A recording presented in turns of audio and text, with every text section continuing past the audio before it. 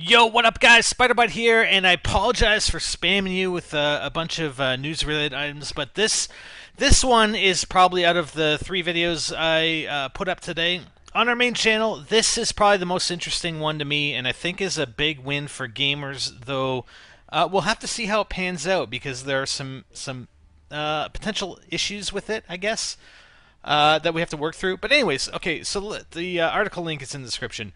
The title of the article is EU rules publishers cannot stop you reselling your downloaded games.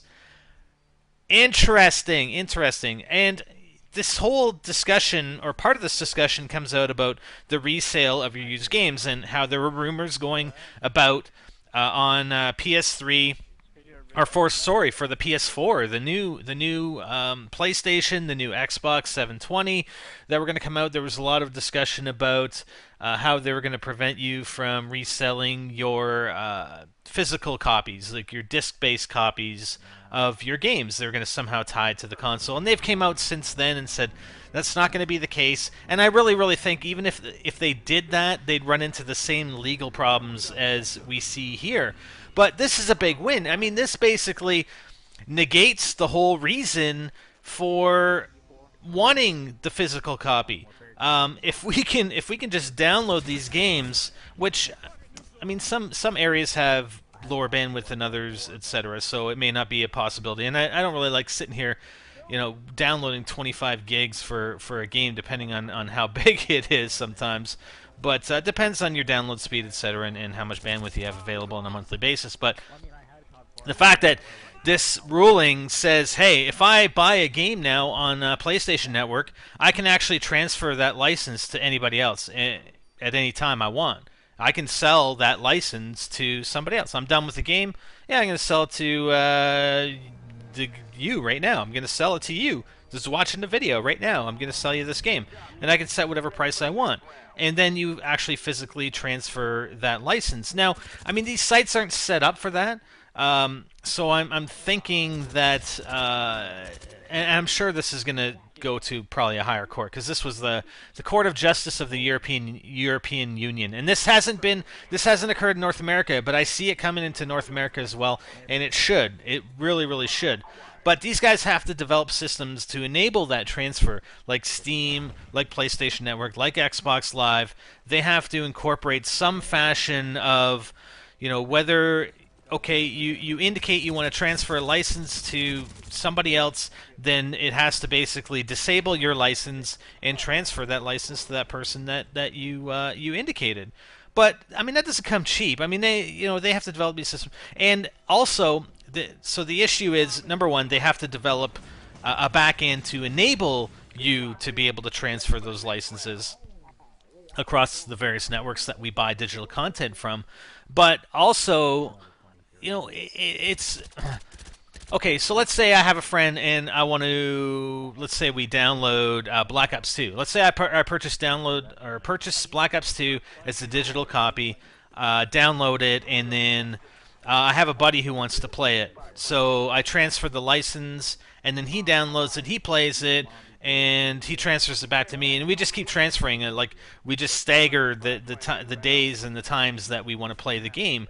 I think in order to mitigate that, I really, really do think they have to put in some kind of transaction cost, and I think, I'm not saying that they should just to add cost to the consumer, but I think it just makes sense, and I think this is something they will do. I'm not saying I necessarily want them to do it, but I think it just makes sense, and it's something they will do in order to prevent just mass transferring of licenses just so people can play the games that you purchase and just transfer them back and forth. When somebody else wants to play it, you transfer it. Somebody else wants to play it, you transfer it.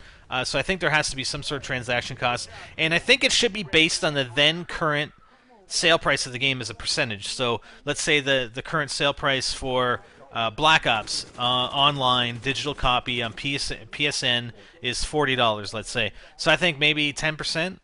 I don't know, 5%. Whatever makes sense. I think it should be a portion because I don't think it should be a static amount. Because if you're transferring like a $5 PlayStation Network game to somebody else, the license, and selling it to them, I don't think it should be like a $4 transaction fee to do that. It should be based on a certain percentage of the digital retail copy or price of that game. But it's very interesting. It's good. It's good for us gamers because we purchase this content and it's just like anything else. And it's not a diss on the publishers or developers. Okay, I have all kinds of stuff that like anything I have in my house right now I can resell and. It doesn't mean I have to, if I want to go buy a car, I don't have to go buy a freaking new car every single time I want a car. Maybe I want a used car. I mean, people have that option, and it's not a diss to the manufacturer. You're not not supporting the manufacturer, on purposely or whatever, right? I mean, you're not going to go and say, well, I don't want to buy this used car for $10,000 that has 20,000 kilometers on it. I'm going to buy the new one for $23,000 just to support the manufacturer. Well, I'm sorry, but that's not the way life works. That's not the way the world works. And I think this digital content, this ruling aligns digital content with the real world, and I think it's good for gaming. And if you want to support, hey, if you want to support the developer, then don't buy the used games. Just go out and buy them new, right? That's your option.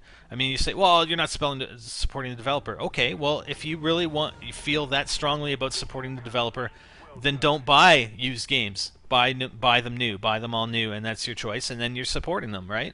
So that's it. That's it. I just think it's really interesting. I hope this ruling comes over to North America, Canada, U.S., and other regions. And like I said, I think it's good for the gamer. And honestly, hey, you don't want to put a disc drive in the well, yeah, I still like my physical copies. I still like my physical discs. Something I know I can hold on to. I don't like purchasing all digital, but it is convenient. What do you guys think? I think it's good. I think it's good.